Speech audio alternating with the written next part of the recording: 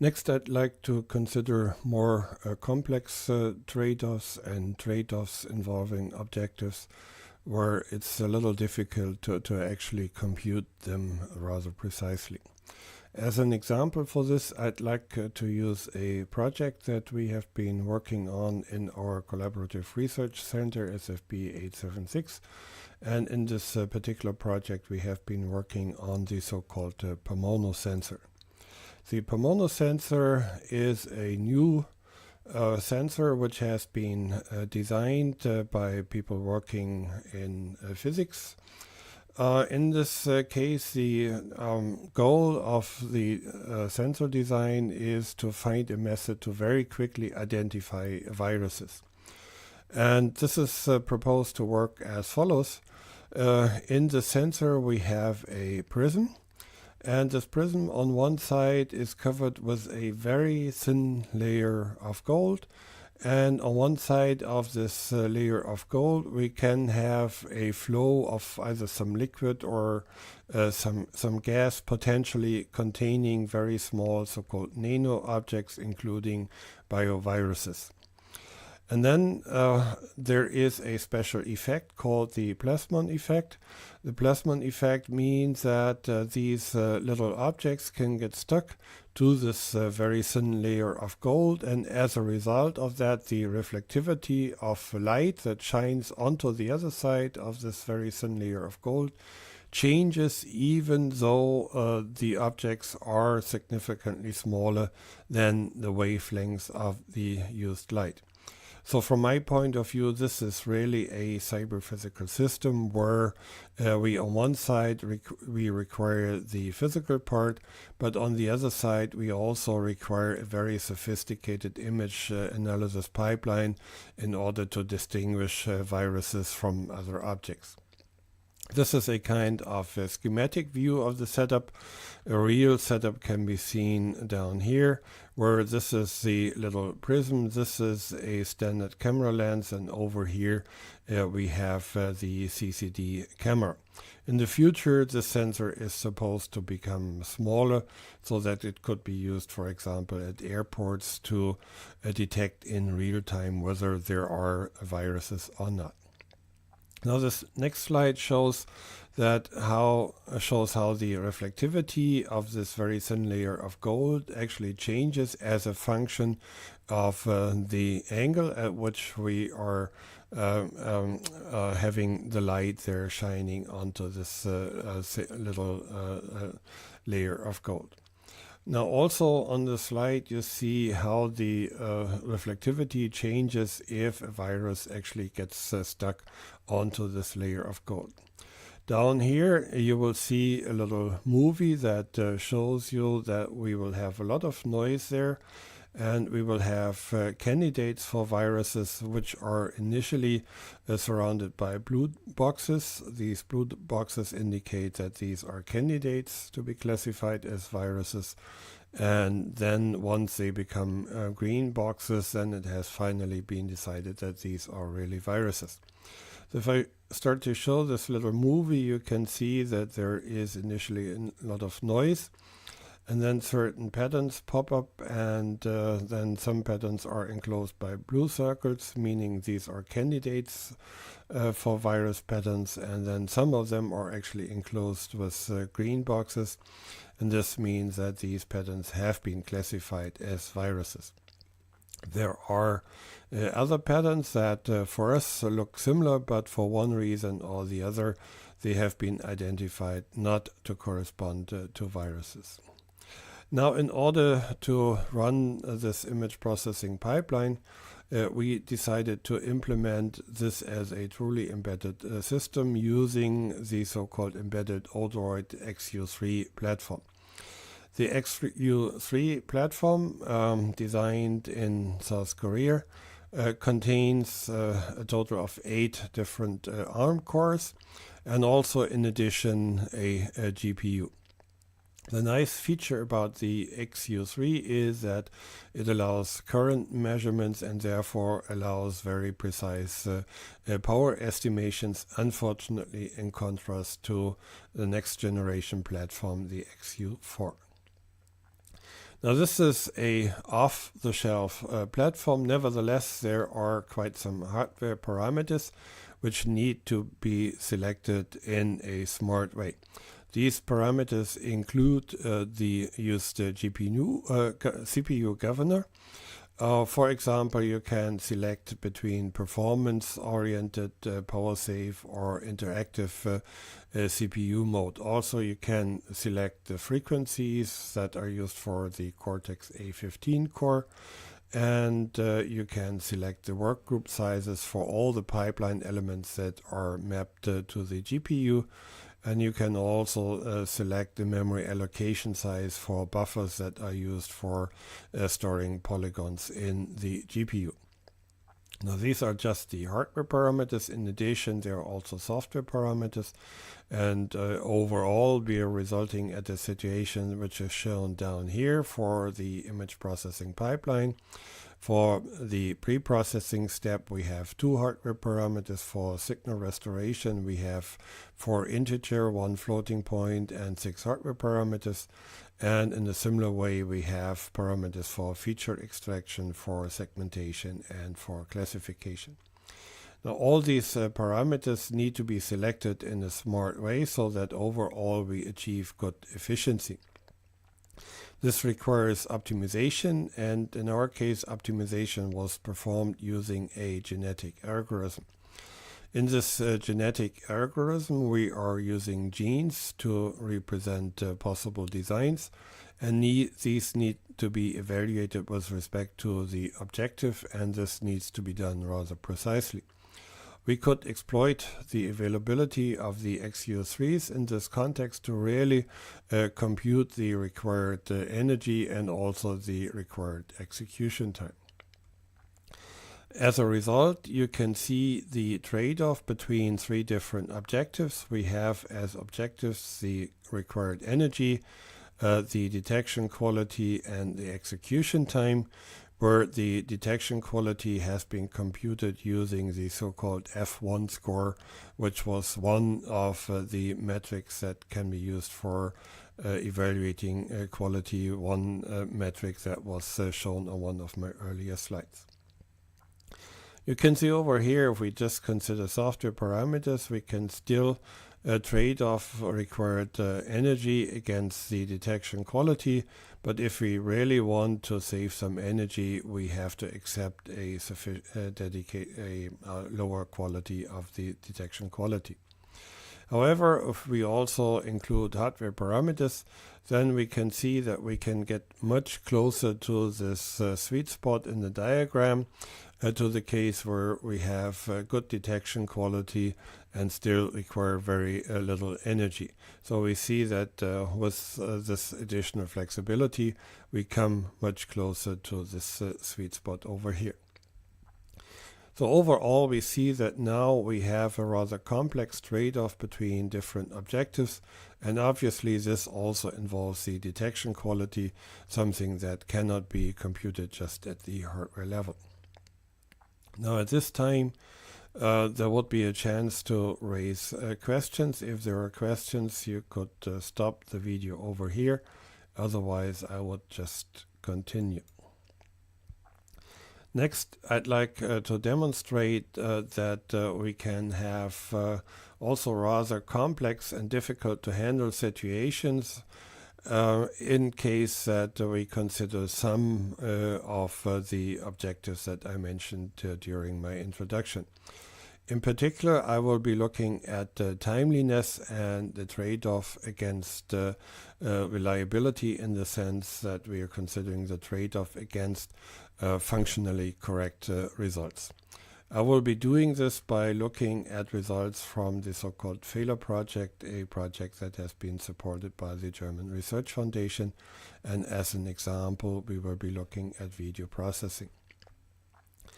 This project was motivated by the observation that traditional error correction requires resources, including time, and that as a result we may be violating time constraints that are relevant for cyber-physical systems. So we have this essential conflict between reliability and timeliness in such real-time systems. For example, we could be having the following situation. We could be running an application, and at a certain time there may be an error, and if we unconditionally correct the error and then continue the execution of our application, we might run into a situation where we miss the deadline. Our idea is shown below. In our approach, we also detect the error, but then first of all we try to classify the error and try to figure out what we should do about the error. There are some cases where error handling can be completely ignored. There are some cases where error handling can be delayed. And there are other cases where error handling still needs to be done immediately. But in the first two cases, we hope that we will be able to still keep the deadline.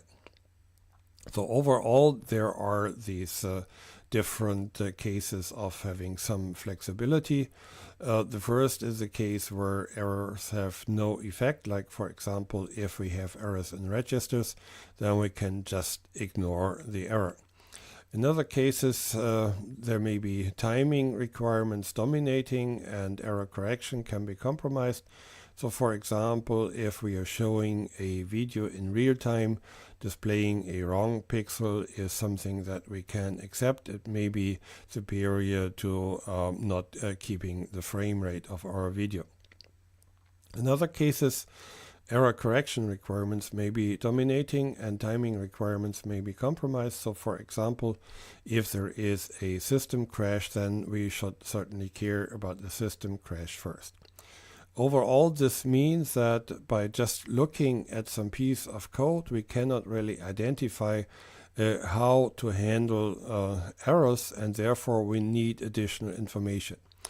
In our approach, this additional information is available in the form of annotations, and we are using type modifiers there to indicate how a particular variable has to be handled in case of errors. So this indicator over here means that this should be a reliable variable, so under all circumstances what we need error correction there. But there might be also unreliable variables. If there is an error reported for the computation involving that variable, we can possibly just ignore it. And then we need to consider the propagation between the different types of variables.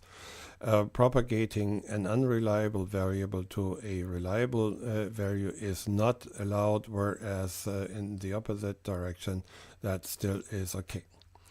These type identifiers, these type qualifiers can be checked by static analysis and then made available at runtime.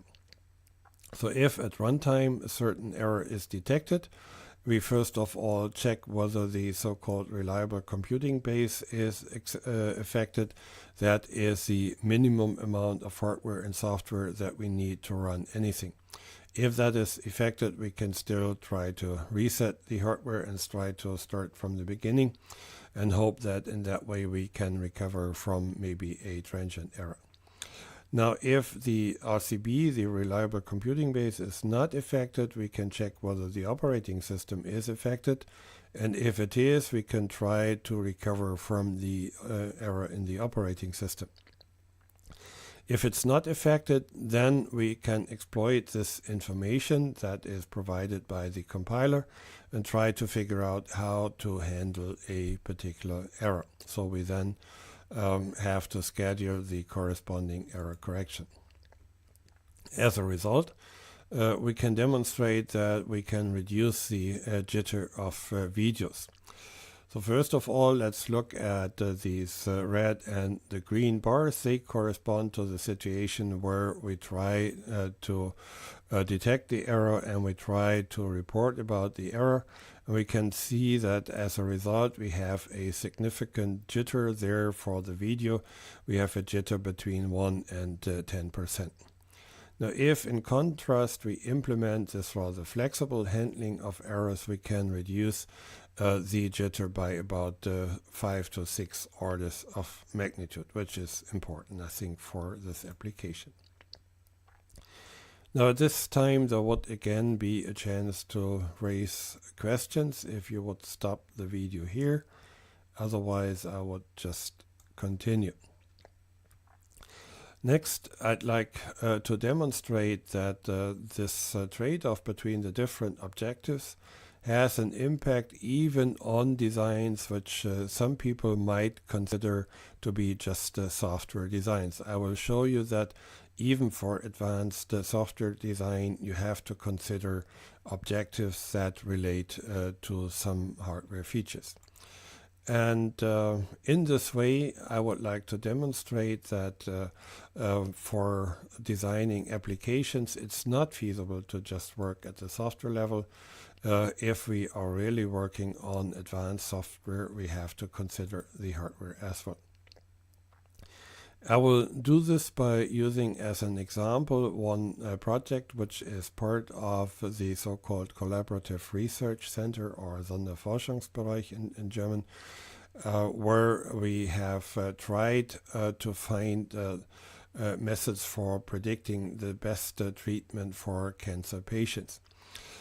In the case of cancer patients, we have a situation where for a particular class of patients with a certain genetic information and for a particular cancer treatment, we have a certain survival time, and one of the goals of this project is to improve the predictions for these survival times, because if we can predict survival times in the best possible way, we can then select the best possible medication for a particular class of patients.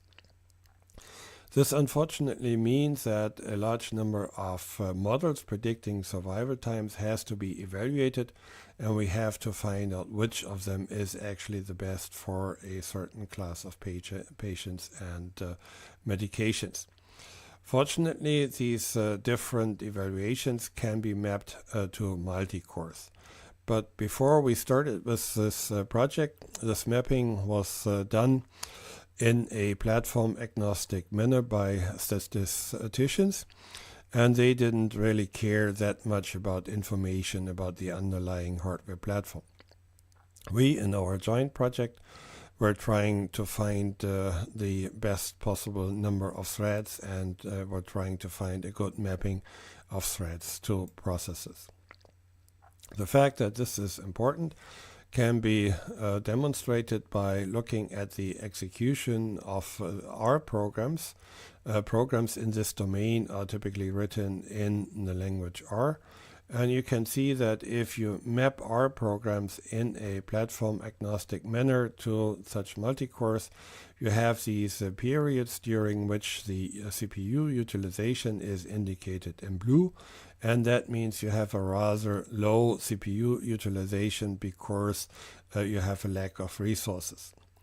Our approach tried to exploit load balancing in such a way that you avoid these blue periods. That means by using load balancing, you can try to always have a high CPU utilization. Now, in order to do this, we came up with a design of a so-called resource-aware model-based optimization framework, where initially we tried to figure out which jobs should be executed in order to find the best model. And then among all the candidates, we try to identify jobs that are promising. This means that we are trying to evaluate a certain interesting set of parameters. From this, we select the set of jobs that actually should be executed, and this selection is based on information about the number of CPUs and the amount of memory that's available. And using that information, we then try to schedule these different jobs and to allocate them to a particular core.